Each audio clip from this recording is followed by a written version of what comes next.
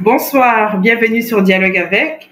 Je suis Patricia Temouni et je suis contente de vous revoir. Merci de nous suivre en direct sur Twitter, sur YouTube, mais aussi sur les autres plateformes. Aujourd'hui, nous avons une invitée spéciale, Madame Marie-Ange Mouchobekwa, qui est avec nous, qui va nous accompagner pendant les quelques minutes qu'elle aura à nous consacrer et nous pourrons suivre son parcours. Mais avant ça, j'ai avec moi évidemment Père Jean-Pierre Bojoko, à partir d'Italie. Bonsoir Père Jean-Pierre. Bonsoir Patricia, bonsoir les téléspectateurs qui nous suivent, comme tu as dit, à travers nos différentes plateformes. Alors, ça va Patricia, je te vois. Ça va, des petits soucis de connexion là pour reprendre le rythme, mais ça va, on reprend. Tant mieux, je suis content de te revoir. Hein. Merci, moi aussi. J'espère que notre invité est déjà là, en place. Et voilà, notre invité est là, voilà. Bonsoir, bonsoir madame. Bonsoir Patricia, bonsoir Jean-Pierre. Bonsoir madame Marie-Ange, content de vous avoir aujourd'hui avec nous. Merci. Content de vous avoir. Comment allez-vous? Ça va, merci. Très bien, merci. Merci de nous accorder ce temps. On va passer un petit moment ensemble où vous allez nous parler de votre parcours politique, mais aussi de votre parcours en tant que femme. D'habitude, le mardi, avec Dialogue avec l'autorisation du Père Jean-Pierre, j'invite des femmes influentes pour inspirer aussi les jeunes. Et donc, j'ai pensé à vous parce que je vous observe depuis quelque temps sur Twitter et j'aime beaucoup, en tout cas, j'apprécie ce que vous écrivez et surtout, j'ai apprécié aussi cette façon, très ferme et assertive, en tout cas, de dire les choses. Donc, je me suis dit, ce serait une dame intéressante à écouter et surtout d'entendre de votre propre bouche ce que vous avez à dire. Merci d'être là avec nous, en tout cas. Merci pour l'invitation. Père Jean-Pierre. Voilà, alors, Madame Marie-Ange, nous allons directement décoller sans beaucoup d'instructions au départ, comme quand l'avion veut décoller. Et on commence d'abord par votre parcours. Quand on parle de parcours ici, il y a deux niveaux, deux dimensions. Et commençons d'abord par, puisque pour devenir ce que vous êtes devenu aujourd'hui, il a fallu que quelque part vous puissiez vous former. Donc, le premier parcours, c'est le parcours d'éducation. Pour nous parler un peu de votre formation scolaire et académique. On vous écoute. Alors, comme vous l'avez dit tout à l'heure, je m'appelle Marie-Ange Mouchobekwa, j'ai 51 ans, je suis maman de 3 garçons, j'ai un diplôme, enfin, j'ai fait mes études primaires à Bukavu. Et puis, j'ai eu mon diplôme d'État au lycée Tchem des Sœurs des Ursulines à Goma. Après, j'ai fait l'université. J'ai fait les sciences de l'information et de la communication à l'IFASIC, qui est devenue UNISIC, Université des sciences de l'information et de la communication.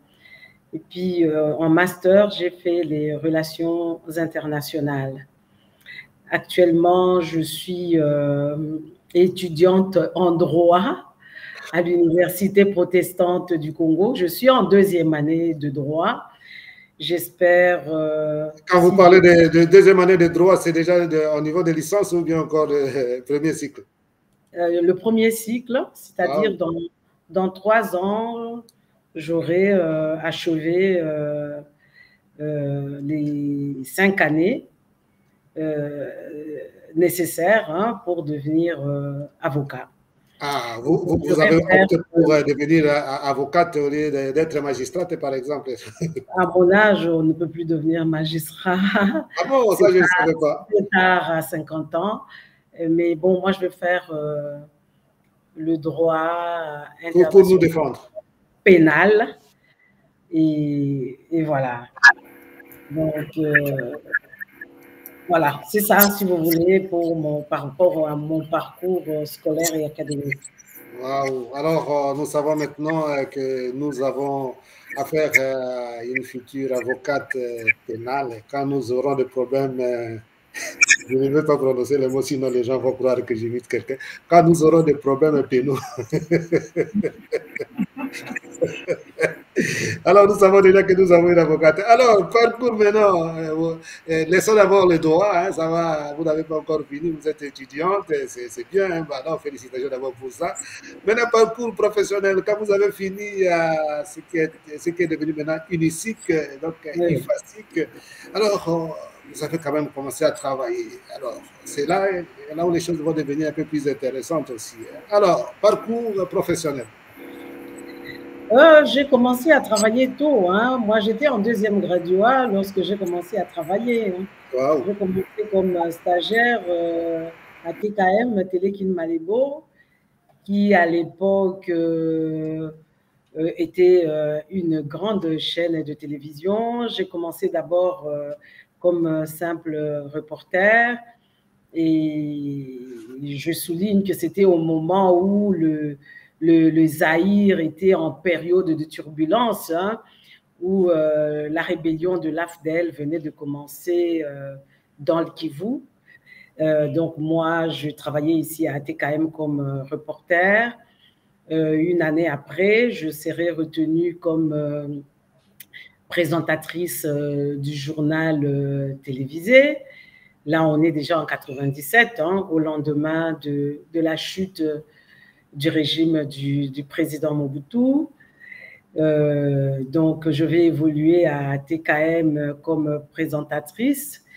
J'ai été essentiellement formée par Charles Dimandja, à qui je dois rendre hommage, et Kibambi Shintoa, qui m'ont bien formée comme journaliste, au-delà du fait qu'il y avait ma volonté et qu'il y avait mes propres efforts et mon ambition personnelle.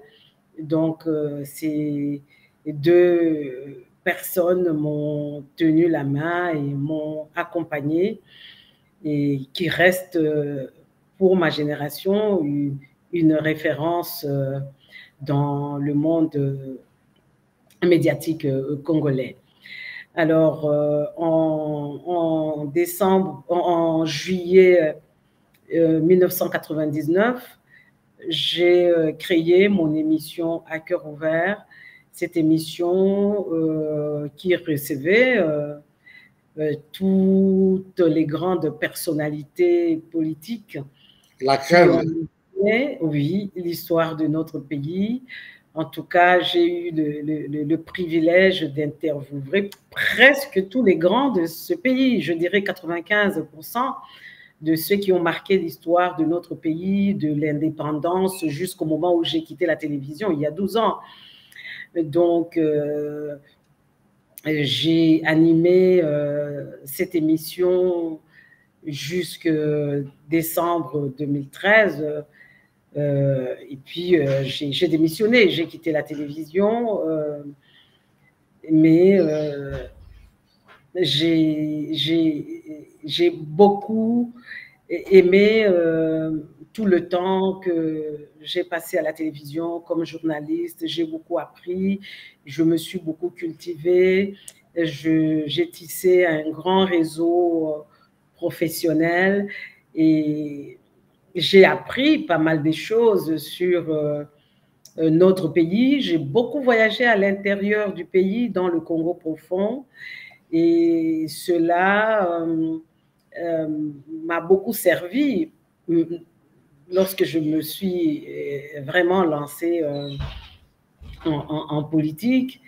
Mais je dois souligner également que pendant que je travaillais déjà à la télévision, j'avais déjà monté ma propre entreprise immobilière, hein, étant donné que le journalisme, c'était un métier indépendant.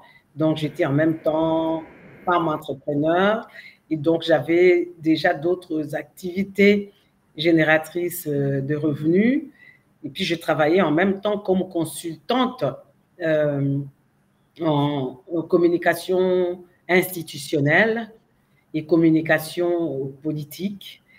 Au moment où j'ai quitté Antenne A, parce que j'avais démissionné de TKM en 2002, j'ai été recrutée à Antenne A, qui était en ce moment-là la première chaîne privée en République démocratique du Congo.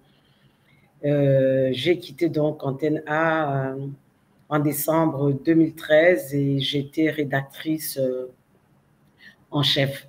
Je me suis lancée ensuite en politique, la suite est connue. Oui, oui, oui, mais c'est facile de dire, hein, Madame Mélange, la suite est connue. Nous voulons savoir ça maintenant, puisque c'est les dialogues. Vous êtes la seule politique. Là, il faut aller en profondeur un peu. Alors, lorsque j'ai commencé mes études bon, ce qui est devenu UNISIC aujourd'hui, à l'époque c'était IFASIC, je savais que je finirais en politique. Et c'est pour ça d'ailleurs que je me suis... Ah oui, oui, je ne suis pas venue en politique par accident. Hein. Et pourquoi vous n'avez pas fait les sciences politiques directement? Ben non, je voulais faire le journalisme parce que je voulais déjà influencer les masses, porter la voix des faibles, dénoncer les injustices. Et puis là, il y a aussi un peu plus de visibilité de toute façon.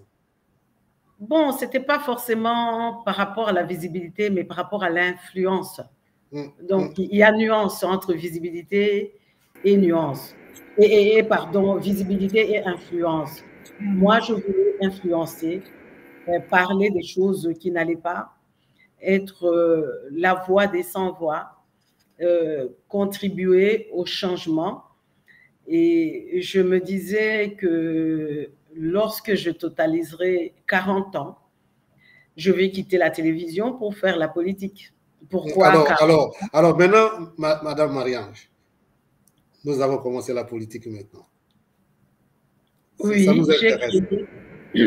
j'ai créé donc mon parti politique qui est le Mouvement pour la cohésion nationale le 1er juin 2010. J'avais 6 ans. Hein. Il y a à peu près 15 ans maintenant, déjà. Oui, bientôt. Et à l'époque, je ne pense pas qu'on était même à 5 femmes à être chef de parti politique, et surtout pas en ce moment-là où j'avais 36 ans. Comme on dit aujourd'hui, autorité morale. Non, moi, mon autorité morale, c'est le pape, parce que je suis catholique, et c'est lui qui influence mes décisions morales. En tant que croyante catholique et pratiquante, je dis, je suis leader politique. Je suis leader politique, je ne suis pas autorité morale, je n'ai pas à dicter la conscience des gens. Donc, j'ai créé mon parti politique, je me suis présentée aux législatives nationales 2011, ici dans la ville de Kinshasa, parce qu'au moment où j'avais décidé de me présenter, je pensais pouvoir aller chez moi dans le Sud Kivu, précisément dans le territoire de Kabaré, mais c'était trop tard parce que en ce moment-là, mon père m'avait dit qu'il avait déjà fait la promesse de soutenir quelqu'un d'autre qui ne pouvait pas revenir sur sa parole. Et donc, j'ai décidé de me présenter à Kinshasa pour la première fois en 2011. Ça n'a pas marché, mais c'était une belle expérience parce que j'avais déjà appris comment organiser une campagne électorale, comment préparer les différentes bases et comment gérer les équipes, parce que ce n'est pas facile. Hein. Lorsque vous voyez quelqu'un être élu député, vous devez vraiment le féliciter. Ça demande beaucoup de sacrifices, non seulement beaucoup de sacrifices sur le plan matériel, financier, mais également humain. C'est épuisant. Donc, j'ai échoué en 2011. Je n'ai pas baissé les bras. Je me suis promis qu'aux prochaines élections, je serai également candidate. J'ai poursuivi la lutte au sein de l'opposition à l'époque.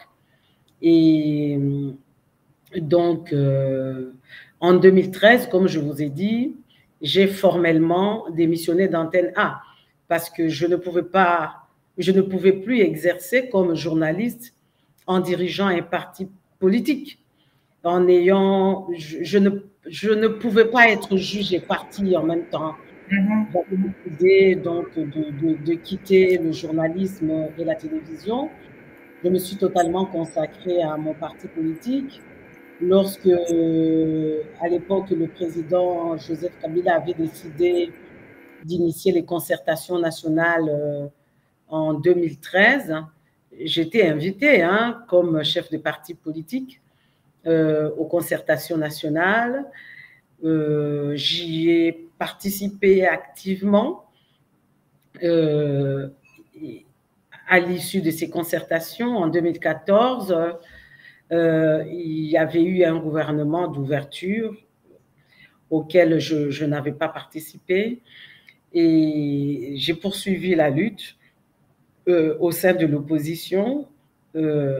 Et après, en 2016, lors du dialogue intercongolais convoqué par le président Kabila, j'y avais participé comme femme chef de parti politique, membre de l'opposition. Et c'est ainsi qu'à l'issue du dialogue appelé à l'époque de l'Union africaine,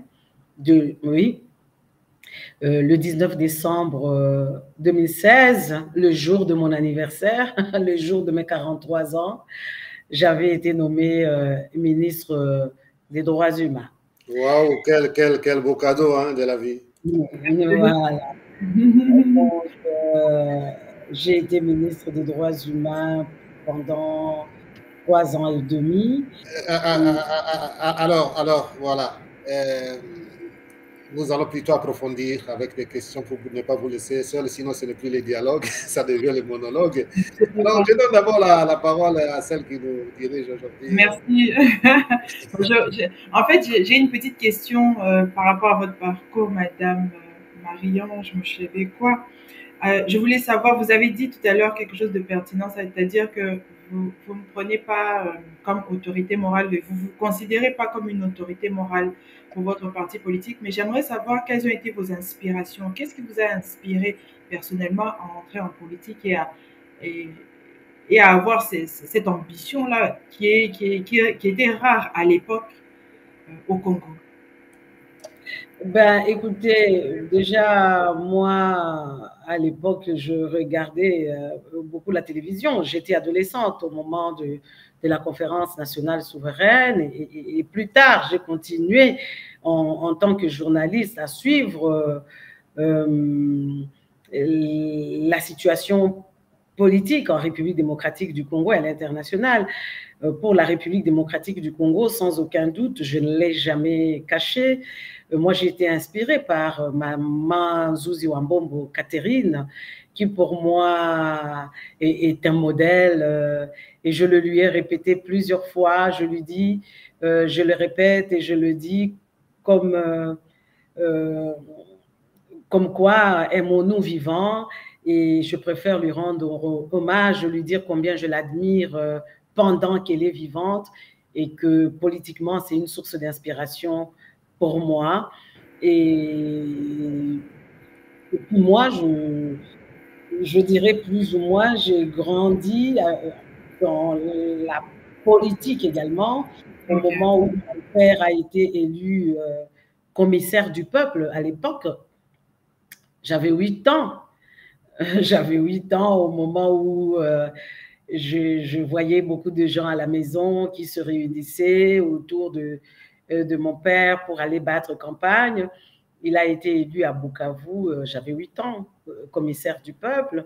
Donc, j'étais également fascinée par sa manière de voir les choses, de gérer les conflits intercommunautaires chez nous, hein, qui ne datent pas d'aujourd'hui. Tout ce que vous voyez dans le Kivu date de longtemps. Évidemment, ça s'est accentué avec le temps, malheureusement. Et donc,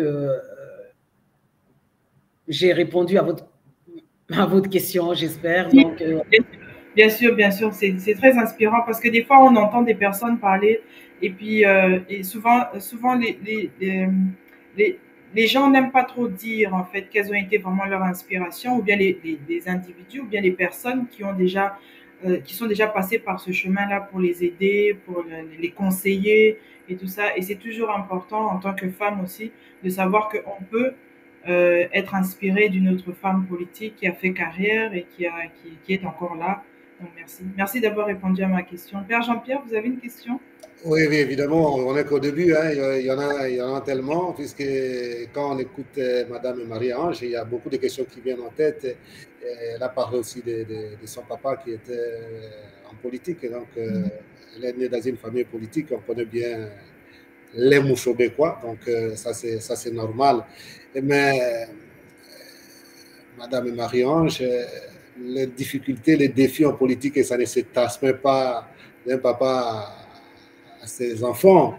Et je voudrais un peu savoir, hein, quand maintenant vous essayez de mettre votre vie politique ensemble, est-ce que vous pouvez dire en tant que femme, hein, puisque, bon, pas seulement politique, mais en tant que femme, quels défis vous avez rencontrés? Vous avez déjà parlé un peu de quelques défis, hein, au départ, puisqu'il faut des moyens, ainsi de suite. Mais quels défis principaux avez-vous rencontrés dans votre carrière et comment vous avez essayé de les surmonter? Déjà, dans notre pays, je dirais d'ailleurs en général, en Afrique, c'est difficile d'être femme dans le milieu professionnel. Ça l'est encore beaucoup plus difficile dans le milieu politique et surtout dans la vie publique. Même comme journaliste, j'ai rencontré beaucoup de difficultés en tant que femme. La première des difficultés, c'est que d'abord, les hommes tolèrent difficilement les femmes qui ont une forte personnalité. Et moi, je ne me laisse pas marcher sur les pieds. Je suis née comme ça. Je n'accepte pas qu'on me marche sur les pieds. Et je ne veux pas de cadeaux.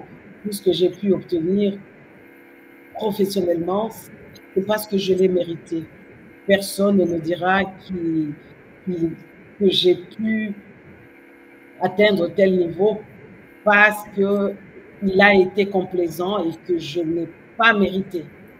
Donc, comme journaliste, c'était déjà difficile de travailler avec les hommes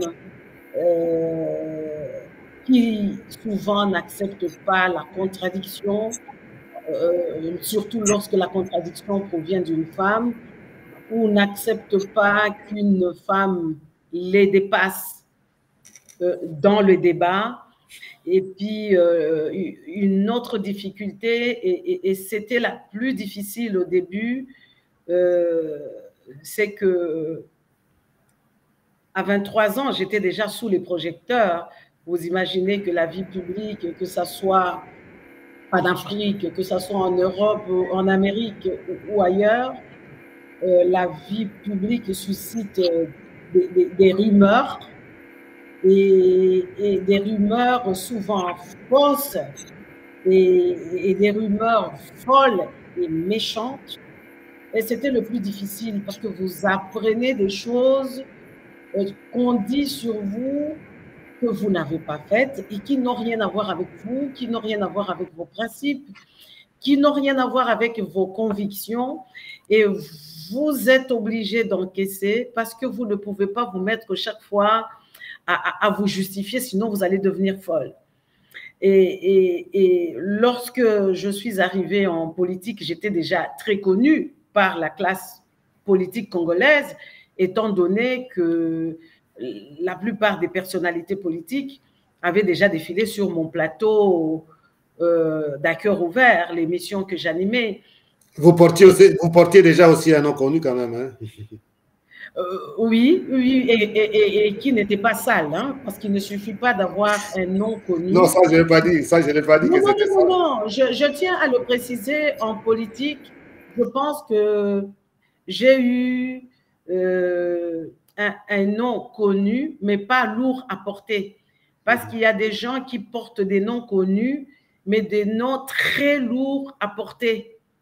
Moi, je suis fière de quand je vais dans mon village ou quand je vais là où, dans mon territoire où j'ai été élue, je suis fière de dire je suis la fille d'eux parce que mon père ne m'a pas laissé un héritage lourd à porter. Il y a des noms lourds et je le remercie pour ça. Alors, donc, euh, je disais donc que la plupart des personnalités politiques me connaissaient déjà comme journaliste et donc acceptaient difficilement de m'avoir comme rival politique. J'étais gentille tant que je les encensais et qu'ils se servaient de mon plateau comme tremplin pour se faire connaître ou pour faire passer leurs opinions. Mais lorsque je me suis retrouvée face à eux ayant les mêmes ambitions qu'eux, ils acceptaient difficilement. Et puis, j'étais parmi les plus jeunes, ce qui fait que ceux qui avaient l'âge de mon père se disaient qu'ils n'acceptaient pas de se faire contredire par une femme qui a l'âge de leurs enfants. Et ceux qui avaient l'âge de mes grands frères ou de mes grandes sœurs me répétaient, mais tu ne peux pas me contredire parce que, écoute, moi j'ai étudié avec ton grand frère, j'ai Ouais. une petite sœur qui a ton âge, et moi je leur disais, mais je ne suis pas votre petite sœur, je ne suis pas votre fille. On est venu en politique pour conquérir le pouvoir et apporter un changement positif dans notre pays. Je vous respecte et vous devez me rendre le respect. Mais également, le plus difficile, c'est ce que je dis, c'est aussi les rumeurs. Vous ne pouvez pas sourire à Jean-Pierre sans qu'on invente des histoires sur vous avec Jean-Pierre. On vous voit discuter avec Bernard sur un dossier politique dans un restaurant. Demain, on vous colle Bernard comme amant. Euh, et, et, c'est le plus difficile, mais aujourd'hui, 27 ans après, 27 ans sous les projecteurs, j'ai réussi à dépasser tout cela et à me dire le plus important, c'est d'abord ma conscience à moi et ce que mon Dieu pense de moi, parce que comme je vous ai dit, moi je suis croyante catholique et pratiquante, et puis ce que mes enfants pensent de moi et ma mère, mon père étant décédé, c'est le plus important. Et d'ailleurs, ça me fait rire et en même temps, ça me fait plaisir lorsque mes enfants me disent à maman, ne t'en fais pas, ces gens parlent d'une autre Marie-Ange, ils ne parlent pas de la Marie-Ange que nous, on connaît. Donc, voilà. Voilà, C'est voilà, voilà. En tout cas, si on vous laissait comme ça continuer, c'est un plaisir de vous écouter. Ouais. Mais sinon, on risque de ne plus poser beaucoup de questions. Alors, jusque-là, ça va encore, mais il y aura d'autres questions. C'est vraiment bien parti. Hein. Mais je laisse la parole aussi à Patricia. Merci, merci, Madame Marie-Ange. Un petit commentaire sur ce que vous venez de dire. Vous avez comme une tendance en vous écoutant, c'est important de noter, hein, je le dis surtout pour les femmes qui nous écoutent aujourd'hui, les jeunes dames qui nous écoutent aujourd'hui. Vous avez fait naturellement ce qu'on appelle aujourd'hui le féminisme.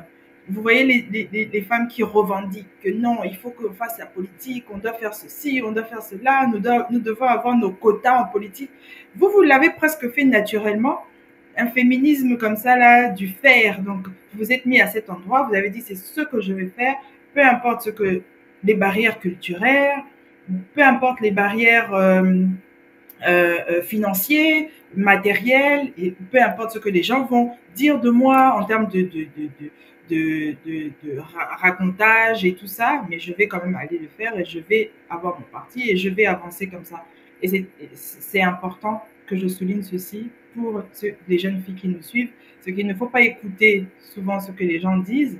Si vous avez quelque chose qui vous est à cœur, il faut le faire et foncer. Merci pour ce bel exemple, en tout cas, que vous nous montrez ici, sans brandir la pancarte du féminisme, mais en brandissant plutôt un comportement et puis des actes qui ont été posés. Merci. Et puis moi, je voudrais souligner, Patricia, si vous le permettez, moi, je ne suis pas féministe. Hein.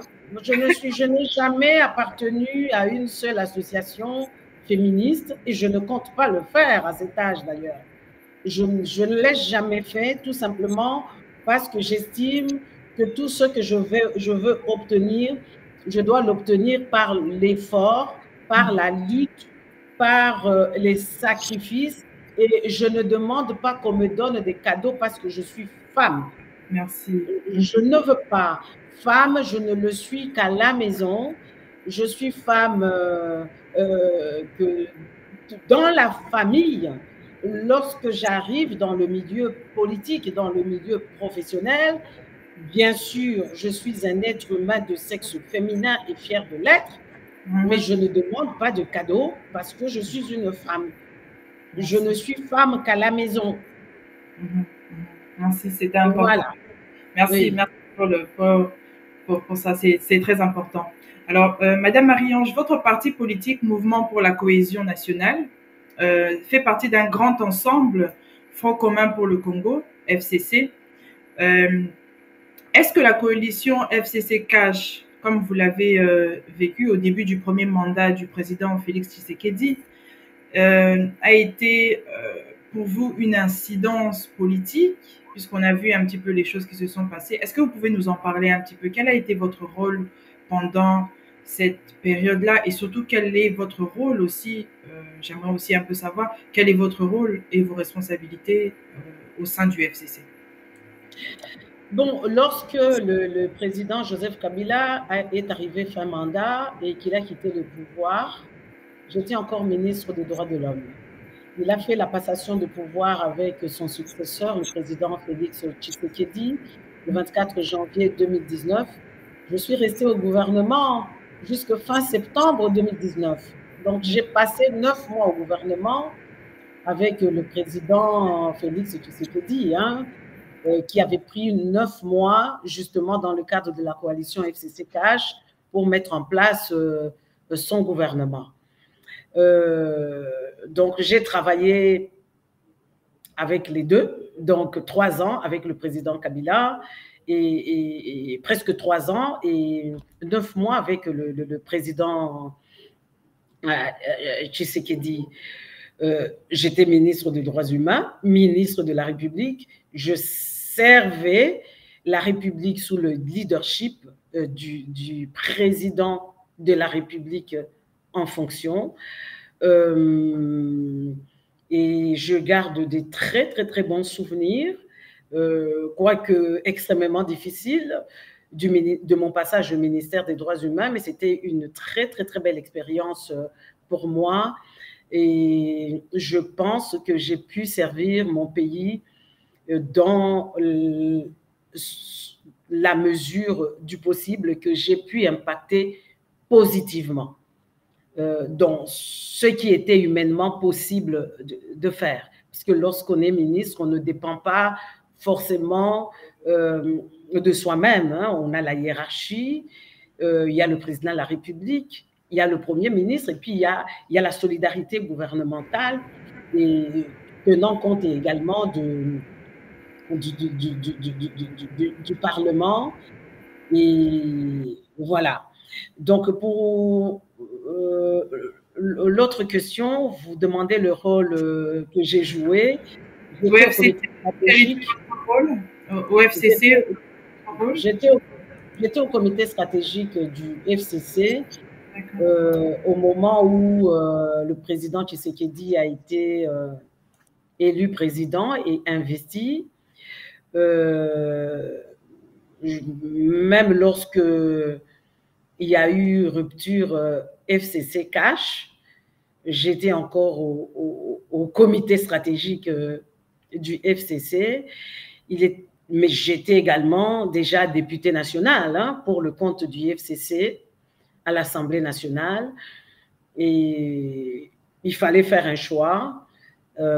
Certains ont choisi de partir avec le président Tshisekedi qui avait mis en place l'Union sacrée.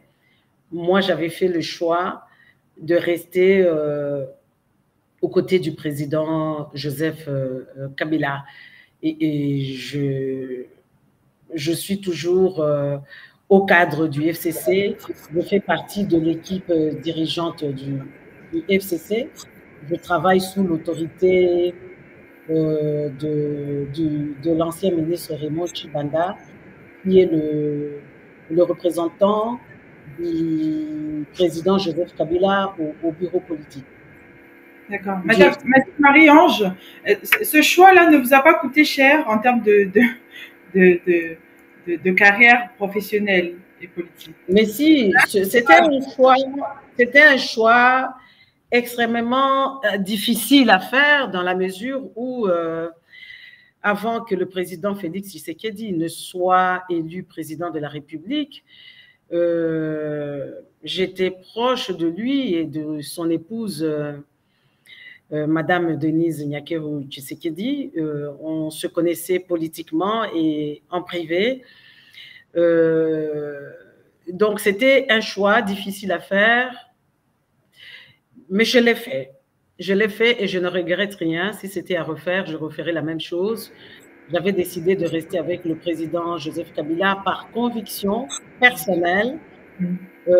Évidemment, cela a détérioré ma relation avec le président Félix Tshisekedi et son épouse, étant donné que j'étais dans l'opposition et que j'estimais lors de la rupture de l'alliance FCC-CAH, il y a eu un coup d'État institutionnel que je dénonçais et que j'ai dénoncé une certaine manière de gérer les institutions de la République.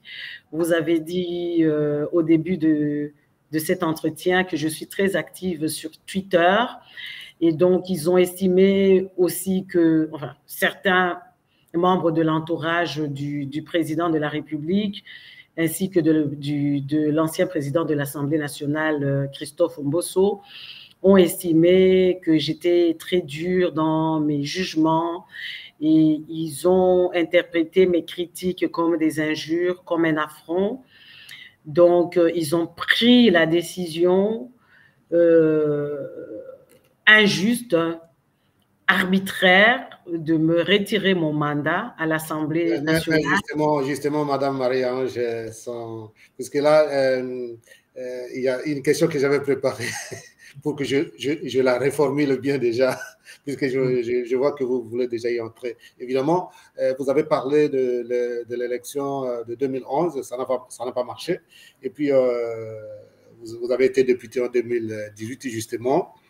Mais vous n'avez pas fini votre mandat. Vous allez déjà en parler maintenant. Et pouvez-vous alors maintenant clairement nous dire un peu, nous parler de cette invalidation, vous donner quelques pistes là de l'Assemblée nationale, nous dire qu'est-ce qui s'est passé réellement selon vous, oui. Je précise. Selon vous n'êtes pas le juge, mais je jure de dire la vérité, rien que la vérité. Non, je dis seulement, voilà. je dis seulement selon vous, puisque non, voilà. Non, pas selon moi, c'est cela la vérité. Nous voulons voir votre point de vue. Voilà, sur ma main droite, il y a mon chapelet. Je vous ai dit que je suis catholique pratiquante. Et donc, je dis la vérité, rien que la vérité, et c'est l'unique vérité, et personne ne va arriver à me prouver le contraire. Le président de l'Assemblée nationale avait décidé de créer une commission qui devait répertorier les députés absentéistes. Au moment où il avait décidé de créer cette commission, c'était suite à la pétition qui avait été initiée par les députés du FCC pour déchoir le bureau Mbosso. Et donc, pour riposter, il avait mis en place une commission pour répertorier les députés absentéistes. ils avaient répertorié, je n'ai plus le nombre exact, mais c'était plus de 350 députés réputés absentéistes. Or, vous savez qu'en ce moment-là, il y avait déjà eu coup d'État institutionnel. Et ils avaient déjà arraché la majorité au FCC. Donc, eux avaient plus de 380 députés et le FCC n'en avait que 120. S'il y avait 350 députés réputés absentéistes, donc il y avait également ceux de l'Union sacrée. Alors, ils ont commencé à appeler certains pour venir présenter les preuves. Et comme je faisais et fais toujours partie de l'équipe dirigeante du FCC et que je leur tenais tête, et je continue à leur tenir tête parce que ce pays ne leur appartient pas, il nous appartient à tous. Je respecte tout le monde, je respecte le président de la République en tant qu'institution de la République, je respecte toutes les institutions de la République, mais je n'accepte pas les injustices et les décisions arbitraires. Ce Congo nous appartient tous, nous le laisserons, d'autres vont venir gérer et nous passerons et le Congo va demeurer. Voilà, ce n'était qu'une parenthèse. Donc, j'avais été convoquée. On m'a demandé de justifier 26 absences. 26. J'ai sorti les autorisations j'avais brandi, pardon, les autorisations de sortie originales signées par le président de l'Assemblée nationale. J'en avais brandi 6, je crois, qui m'autorisaient à aller en soins médicaux à l'étranger. Comme je l'avais déjà dit publiquement, ce n'est pas un secret. On avait décelé ici que j'avais une tumeur au sein gauche et que je devais aller à l'étranger régulièrement pour me faire soigner. Et pour preuve que c'était vrai, au moins à 3 reprises, l'Assemblée nationale payait mes déplacements et mes soins médicaux. Et également pour mon accompagnateur à l'époque, c'était mon défunt mari. Et donc, j'y allais avec l'autorisation de l'Assemblée nationale. C'était donc des absences autorisées et justifiées.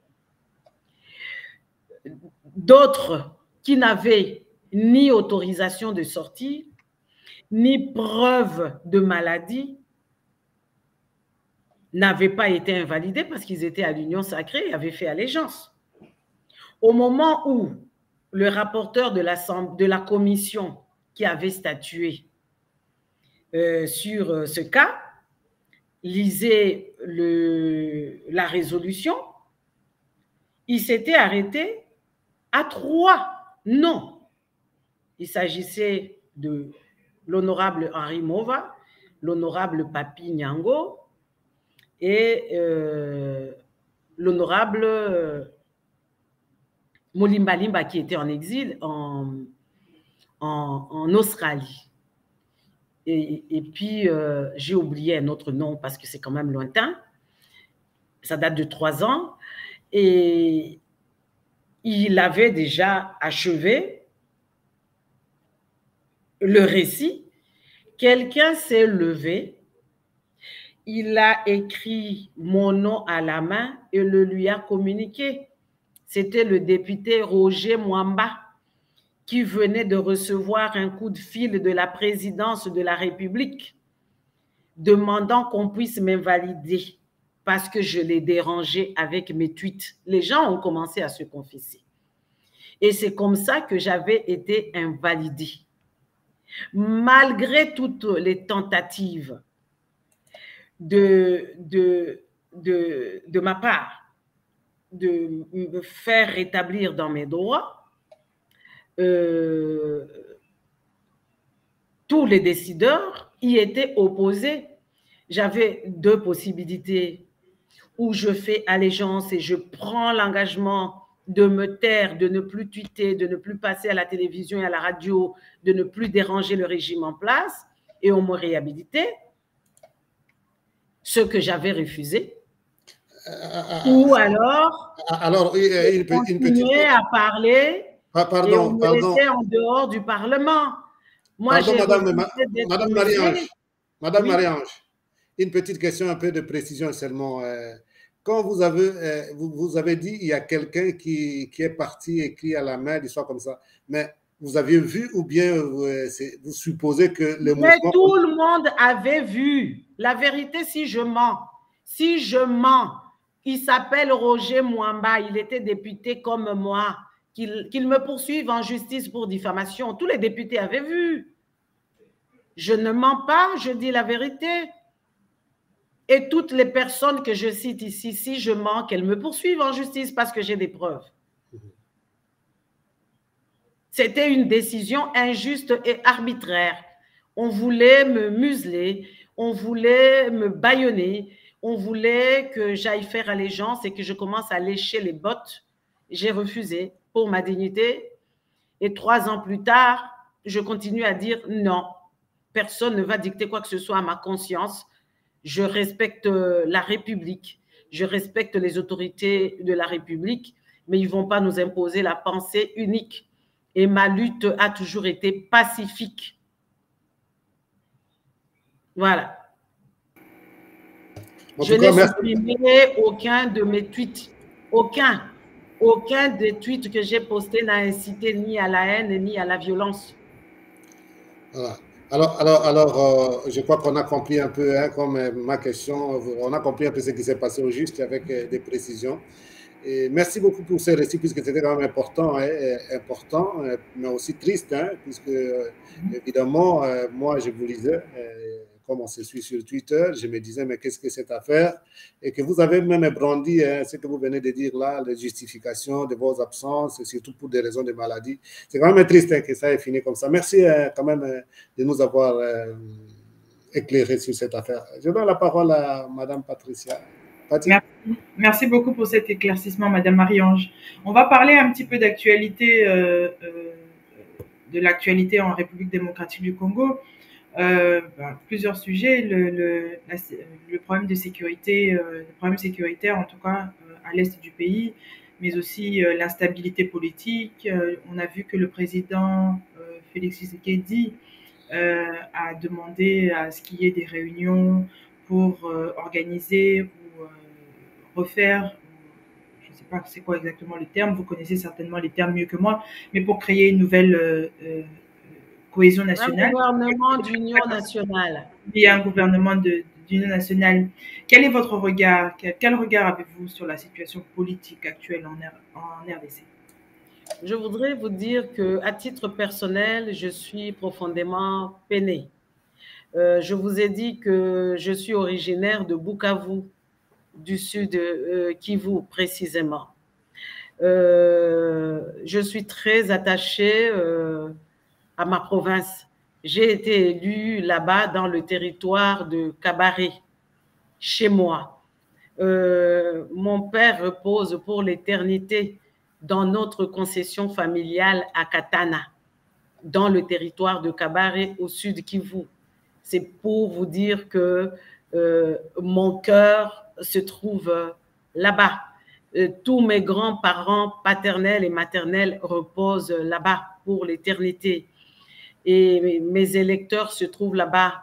J'ai beaucoup de membres de famille sur place. Vous imaginez qu'à titre personnel, je souffre beaucoup. Lorsque le téléphone sonne à minuit, je sursaute. Lorsque le téléphone sonne à 5 heures du matin, je sursaute. Je me demande qu'est-ce qu'on va me dire. Est-ce qu'on va m'annoncer un cas de décès? Est-ce qu'on va m'annoncer les pillages? Qu'est-ce qu'on va m'annoncer? Donc, je suis attristée de voir que même nos compatriotes à travers toute la République souffrent. En Ituri, au Nord Kivu, ici à côté, dans le Congo central, dans le Bandundu, partout. Donc, cela m'attriste profondément. Bon, je ne vais pas m'attarder là-dessus parce qu'on n'a plus beaucoup de temps, je suppose. Et le président Félix Tshisekedi a lancé un appel à toute la classe politique congolaise ainsi qu'à la société civile. Et il a demandé que nous allions participer aux consultations qu'il allait mener à travers son conseiller spécial en matière de sécurité. Pour nous, FCC, parce que je n'ai pas à parler à titre personnel, j'appartiens à une famille politique. Absolument. Nous, FCC, nous avons décidé de ne pas y aller parce que nous estimons que c'est un raccourci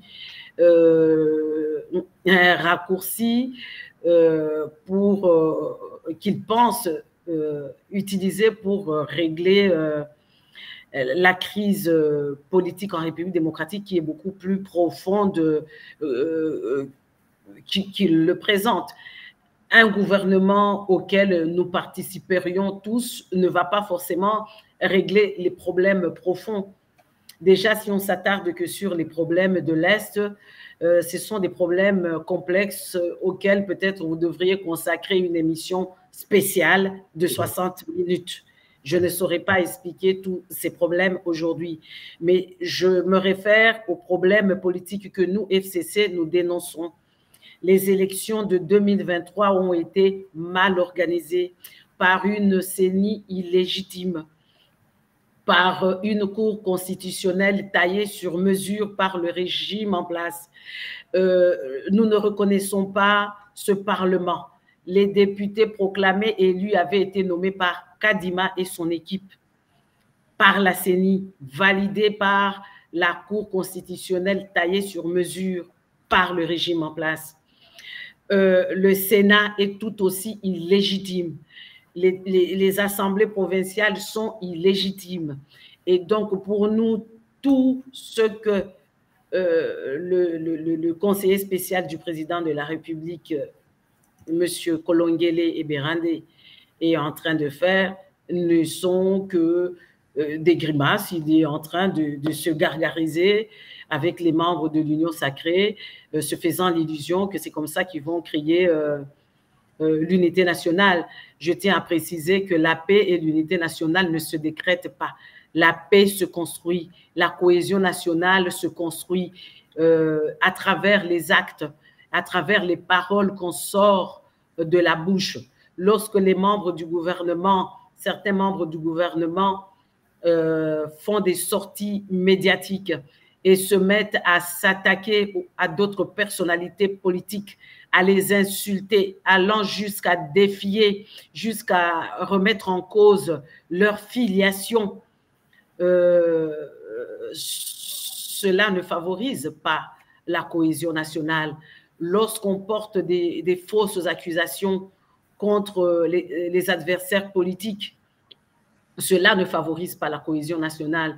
Lorsqu'on condamne les adversaires politiques à l'exil, vous ne pouvez pas compter combien de hauts cadres du FCC se trouvent en exil aujourd'hui. Plus d'une trentaine se trouvent en exil parce que leur sécurité était menacée à Kinshasa. Et même pour nous qui vivons ici, nous vivons presque dans une prison à ciel ouvert. Moi, j'ai décidé de rester en République démocratique du Congo. Bon, il y a ceux qui considèrent que je suis téméraire, mais c'est mon pays, ce n'est pas un cadeau que l'Union sacrée nous donne. Je vais y rester tant que ça sera possible et j'espère qu'à l'issue de cette émission, l'ANER ne va pas venir me rendre visite, donc je peux Madame Marie-Ange, est-ce que vous direz que nous sommes, que le Congo aujourd'hui est malgré la passation de pouvoir légitime qui a été faite en 2018, qui a été faite en 2018-2019 par le président Joseph Kabila, est-ce que vous direz qu'aujourd'hui, l'État congolais, le pays s'est transformé en une dictature? Oui, c'est une dictature en majuscule et en gras, je le confirme. Bon, alors Madame Marie-Ange, je suis moi-même l'exemple vivant. Je suis l'exemple, l'une des victimes de la dictature et de l'imposition de la pensée unique. On n'a pas besoin d'un dessin, nous vivons dans une dictature. Je le confirme, il est en gras.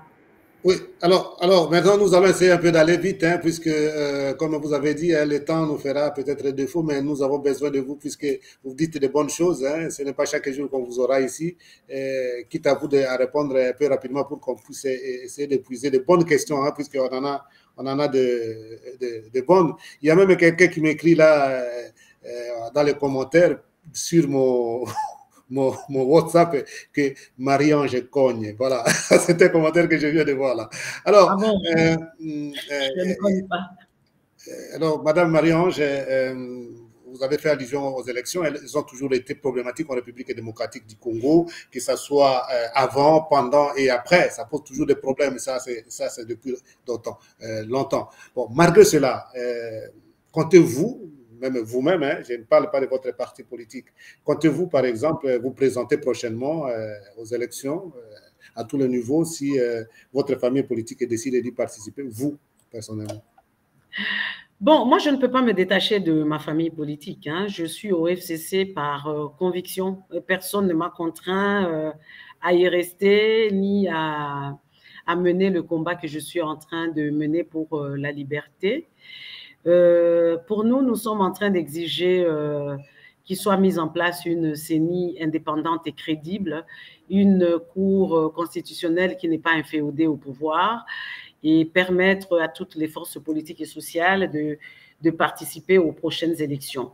Nous espérons qu'avec les démarches menées par les églises catholiques et protestantes pour amener la paix et la stabilité en République démocratique du Congo, nous allons arriver à mettre toutes ces structures en place pour mettre tout le monde en confiance afin que la CENI et la Cour, afin que tout le monde puisse participer aux prochaines élections en 2028 et que les structures, les institutions censées organiser les élections soient un peu plus crédibles, indépendantes. Merci, oui. Merci beaucoup. Alors, Patricia, je vous donne la parole, comme ça on avance rapidement. Pas de problème. Merci. Mais Madame Marie-Ange Mouchobé a répondu déjà à quelques points en prochaine question en parlant de CENI et d'institutions crédibles et impartiales pour les. Mais bon, je vais quand même la poser. Madame, quelles sont selon vous les priorités urgentes pour le gouvernement? En fait, quand vous regardez la situation actuelle du pays, la priorité, selon le FCC, quelle est la priorité pour avancer et aller vers un débouché positif? Bon, la priorité, c'est la paix. La paix, qu'est-ce qu'on peut faire sans la paix? On ne peut rien faire sans la paix. Un pays ne peut pas développer tant qu'il n'y aura pas de paix et de sécurité. Absolument. Il n'y aura pas de développement sans paix et sans sécurité. Nous tous, nous souhaitons la paix durable dans notre pays. Et la paix se construit, je venais de le dire. La cohésion nationale se construit.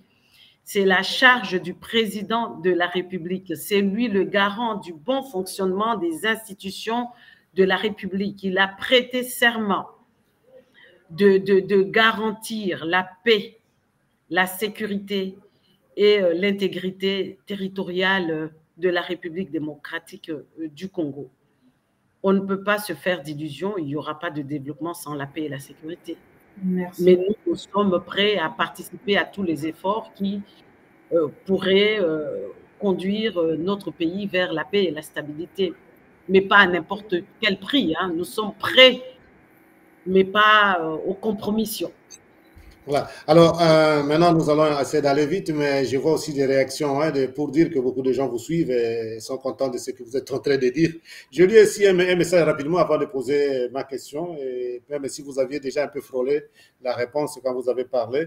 J'envoie beaucoup de force et d'amour à ma maman chérie, que Dieu la protège et lui donne la force pour mener son combat politique avec courage et sagesse. Son comeback est juste incroyable et l'avenir s'annonce radieux, le meilleur est devant. Cynthia Katanga. Voilà, le message est arrivé à destination. Merci à Cynthia Katanga, je l'embrasse très fort et je la vois, moi, à l'avenir, une très bonne ministre de la coopération régionale. C'est d'une coquille. Voilà, vite alors ma question, hein, vraiment là on essaie d'aller vite puisqu'on a des bonnes questions, on ne peut pas les éluder quand même. Votre famille politique, Madame Marie-Ange, est accusée d'une manière indirecte ou indirecte d'être en connivence avec la rébellion. Quel est votre point de vue rapidement? Vous avez peut-être parlé déjà ça. Que moi je suis accusée. Non, non, non, non, oui, oui, je ne sais pas vous, mais j'ai dit en général, hein, j'ai dit en général que votre famille en tout cas, politique. si ce n'est que pour moi, je rigole. Voilà, voilà. Si j'étais de connivence, je ne serais pas à Kinshasa. Je suis à Kinshasa et les décideurs savent où j'habite. Mes enfants étudient à Kinshasa. Quand je vais à l'université, je suis seule. Je suis seule dans un auditoire de 500-700 étudiants. Et je souligne que je suis la seule personne qui a plus de 50 ans dans cette salle. J'étudie avec des enfants de 19 et 20 ans. Ça, c'est une parenthèse. Et quand je rentre de la fac, lorsque je vais au supermarché, je suis seule. Lorsque j'accompagne mes enfants à la catéchèse, à la paroisse, je suis seule. Si j'avais quelque chose à me reprocher, je ne serais pas.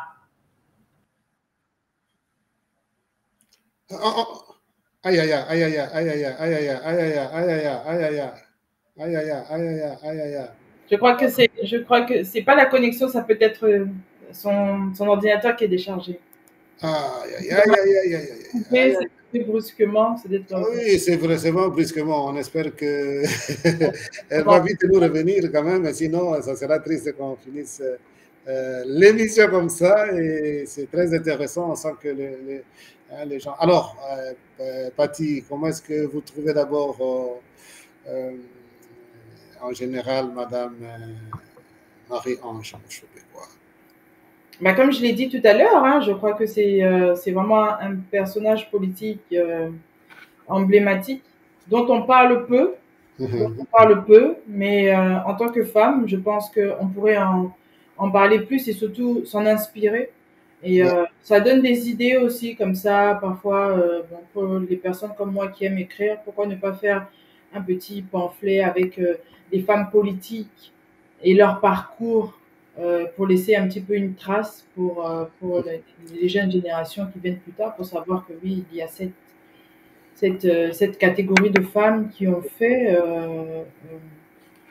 du féminisme pratique, le féminisme pratique. Voilà, du féminisme pratique, le féminisme du faire. En action plutôt que d'entrer dans des revendications et des... Voilà, voilà. Alors, elle est revenue parmi nous, heureusement. Hein, heureusement. Je suis de retour. Madame Marie, nous connaissons, d'ailleurs avec vous, c'est déjà mieux, hein, puisque Kinshasa, c'est pire que ça. Donc, Non, je ne suis pas très forte en haute technologie. Hein. J'ai dû appuyer sur un mauvais bouton. Ah oui, oui, oui. Voilà. Bon, heureusement qu'on m'a porté secours. Oui, voilà. Je sais que vous avez un bon technicien là, quand on appelle les techniques. On les salue. Merci, il vous dit merci, mon fils. Voilà, alors, j'étais en train de vous dire que ceux qui disent que moi, je suis de connivence avec ceux qui ont pris les armes contre le pays, je suis à Kinshasa. Et je me promène seule. Et voilà. C'est à eux de me prouver ce qu'ils disent. Hein. Moi, je n'ai pas à prouver ce qui n'existe pas.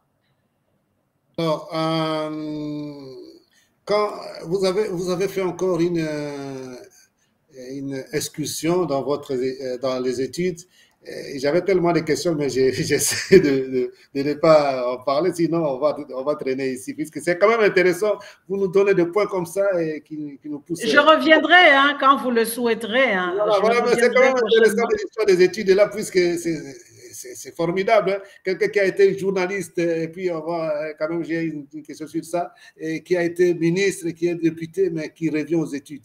Ça, c'est très encourageant hein, pour les jeunes hein, qui nous suivent. Je crois que vous êtes un modèle pour ça, Madame Marie-Ange. Alors, je donne la parole à Patricia, puisque comme ça, on a encore chacun deux questions et on va vous libérer.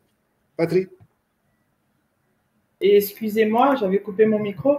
On n'a plus que 2 questions et puis on libère. Donc, c'est les questions de la fin ou Non, non, non, chacun 2 questions, puis avec les questions. Allons d'abord, allons, puisqu'elle est là. Il faut, sinon, l'émission sera incomplète, puisqu'on a une invitée spéciale aujourd'hui qui a fait le journalisme et qui sait parler, politicienne, étudiante. Il faut en profiter. Allez. On va aller, donc, Madame Marie-Ange, alors toujours dans la même lancée. Puisque vous avez été ministre des Droits humains, et tout en gardant, le consensus, en fait, au sein du gouvernement pendant la période de transition, je me souviens qu'à l'époque du PPRD, lorsqu'ils étaient aux affaires, il y avait eu pas mal d'accusations de manquement des droits humains.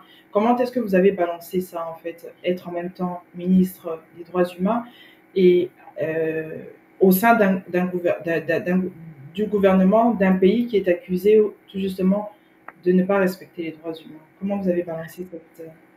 Vous savez, le défi des droits, le respect des droits de l'homme, hein, c'est un défi pour chaque pays du monde. Je sais de quoi je parle. Hein. Bien sûr, les pays occidentaux vont vous dire qu'ils sont les meilleurs, hein, parce qu'il faut avouer quand même que chez eux, la justice fonctionne très bien. Mais sur d'autres questions liées aux droits de l'homme, j'ai pas mal de choses à contester et à redire. Mais bon, ça nous prendra beaucoup de temps. Il faudra organiser une autre émission pour ça. Mais lorsque j'étais ministre des droits de l'homme, 2016 à 2019, c'est vrai que c'était dans un contexte politique extrêmement difficile, où il y avait des manifestations et où certaines manifestations étaient reprimées par la police et qui avait eu des cas de décès, qui avait eu des cas, beaucoup de blessés. Il y a eu beaucoup d'enfants hein, qui se sont retrouvés orphelins, trop jeunes, et des jeunes veuves. Hein, c'était extrêmement difficile, mais comme ministre des Droits humains, je n'ai jamais été complaisante. Lorsqu'il fallait dénoncer la répression de certains éléments de la police et l'utilisation dans certaines manifestations par la police des armes létales, je dénonçais et je faisais des propositions au gouvernement pour éviter que cela ne puisse se répéter. Mais également, en tant que ministre des Droits humains, j'avais demandé au président de la République que je puisse mettre une commission d'enquête en place afin d'établir les responsabilités et de pouvoir indemniser les victimes. Cela avait été fait. Hein. Il faut souligner, j'avais créé, durant mon mandat, il y avait eu quand même 3 commissions spéciales que je présidais. Les conclusions de ces enquêtes avaient été laissées à mon successeur. J'avais fait toutes les propositions que je devais faire et que j'avais envoyées au ministre de la Justice qui était censé donner injonction au procureur général de la République de poursuivre les civils qui étaient soupçonnés d'avoir commis des crimes et à l'auditeur général des FARDC d'engager des poursuites contre les policiers et militaires qui étaient soupçonnés d'avoir également commis des crimes. Donc, en tant que ministre des Droits humains, j'avais fait mon travail et j'estime que c'était à nos successeurs de mener ce travail jusqu'au bout. Je parle par exemple du dossier Kamwina Nsapu. Ils ont les conclusions du rapport. Il y a eu les manifestations de décembre 2016. Les conclusions des enquêtes sont à leur disposition. Les manifestations de 2017, 2018. Après moi, il y a eu 3 ministres des Droits humains. Si vous le souhaitez, moi, je suis prête à faire un débat avec eux. Hein. Je suis prête. Je suis prête. Tout n'a pas été parfait parce que nous vivons dans un monde imparfait, mais en tant que ministre, j'ai fait tout ce qui était humainement possible pour, dans le cadre de mon mandat et de mes attributions.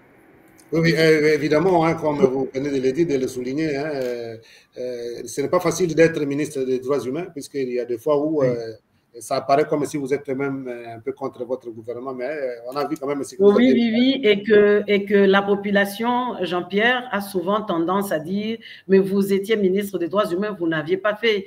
Le ministre des droits humains n'a pas autorité sur la police. C'est le ministre de l'Intérieur qui a autorité sur la police. Le ministre des droits humains n'a pas autorité sur l'armée. C'est le ministre de la Défense qui a autorité sur l'armée. C'est le ministre de la Justice qui a autorité sur les magistrats. En fait, le ministre des droits humains a comme attribution de promouvoir et de veiller à la protection des droits de l'homme. Voilà, donc c'est un ministère transversal. Et lorsque vos collègues ne sont pas coopératifs, ce n'est pas facile. C'est complexe, c'est un peu compliqué. Alors, une question que je ne pouvais pas ne pas la poser. Est-ce que vous ne regrettez pas le journalisme qui vous a rendu célèbre, hein, fameuse? Nous vous avons connu à travers votre émission À cœur ouvert, avec un bon décor là. Je ne sais pas où est-ce que vous faisiez ça. Le décor était des chaises d'abord, le décor à cœur ouvert, et tout le monde le suivait. Moi aussi, je suivais, même quand je n'étais pas au pays. Et comme on suivait quand même ça, c'était quand même une bonne émission. Et si je devais même choisir entre la Marie-Ange politicienne et Marie-Ange journaliste, je dirais non, Marie-Ange plutôt journaliste. Bon, voilà. Est-ce que vous ne regrettez pas un peu cette époque? Non, je ne regrette pas. Vous étiez, puisque être star de médias, c'est un peu plus facile que d'être politicienne. Hein. Bon, pourquoi c'est plus facile? Ça dépend de ce qu'on veut. Comme je vous avais dit, moi, tout ce que j'ai fait, je n'ai pas fait le journalisme par accident. Non, c'était un choix. Pour préparer la politique que vous avez dit. J'ai fait des études de journalisme et je vous ai dit qu'en licence master aujourd'hui, j'ai fait relations internationales. Et pendant mon parcours de journaliste, je me suis plus consacrée à la politique et à la diplomatie. Ce n'est pas un fait de hasard, c'est parce que je savais où je voulais atterrir. Je vous avais dit qu'en allant à l'université et même pendant que je travaillais en antenne A, je pouvais poser la question à mes anciens collègues. Je leur disais que lorsque j'aurai 40 ans, je vais quitter la télévision parce que je me disais qu'après, à 40 ans, je serai au moins sûre d'avoir achevé la maternité et que mes enfants vont déjà tous à l'école et que je pourrais me consacrer aux études parce que je ne voulais pas réussir ma carrière et rater ma vie de famille.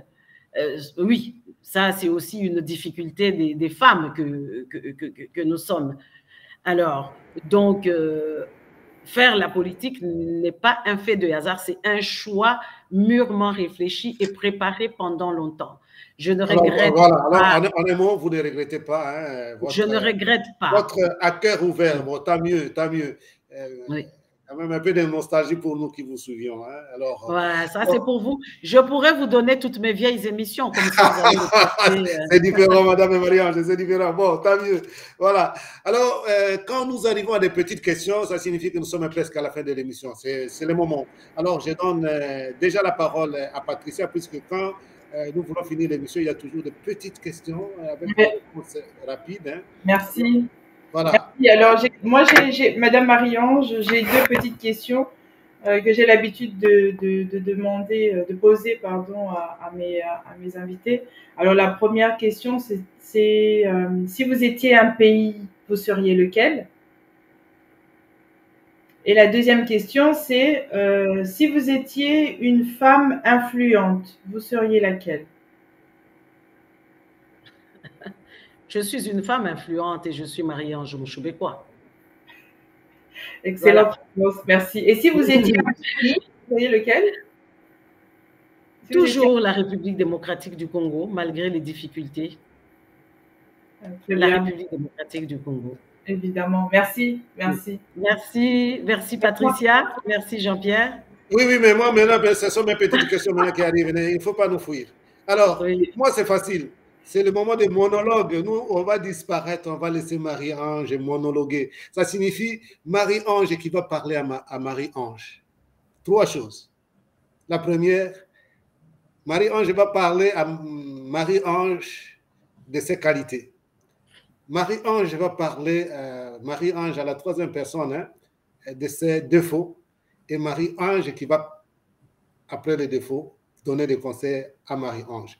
Alors, et puis après, nous, on ne va plus poser la question avant que Patricia ne vous donne les derniers mots. Donc, Marie-Ange parle à Marie-Ange, monologue, nous, on va disparaître même du plateau. Donc, qualité de Marie-Ange, défaut de Marie-Ange, les conseils que Marie-Ange donne à Marie-Ange. Alors, vous avez la parole, donc, monologue, et nous, on vous laisse l'écouter. Bon, qu'est-ce que je dirais à Marie-Ange comme qualité? C'est de toujours garder la foi, de garder le sourire, même dans les moments les plus difficiles, et de rester résiliente, quelles que soient les difficultés de la vie et quelles que soient les épreuves. Toujours s'accrocher à Dieu, se dire que Dieu est infiniment bon, il est infiniment parfait. Ce que je dirais à Marie-Ange encore comme qualité, c'est la fidélité et la loyauté.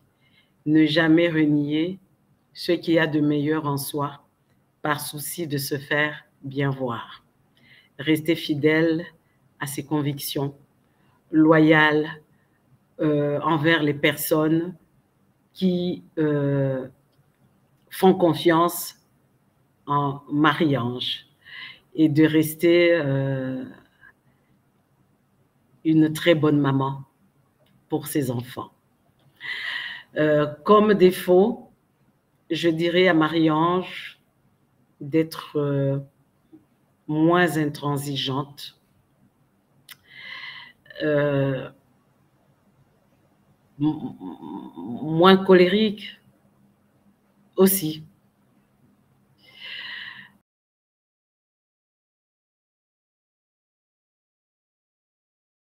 Et voilà, moins colérique aussi, et puis elle disparaît. Bon, c'est encore un problème technique et je crois qu'elle va vite revenir pour qu'on puisse quand même lui donner le mot de la fin, hein, justement.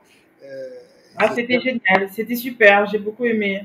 J'espère, hein, sauf je crois que... elle a trouvé le miroir avec beaucoup de courage.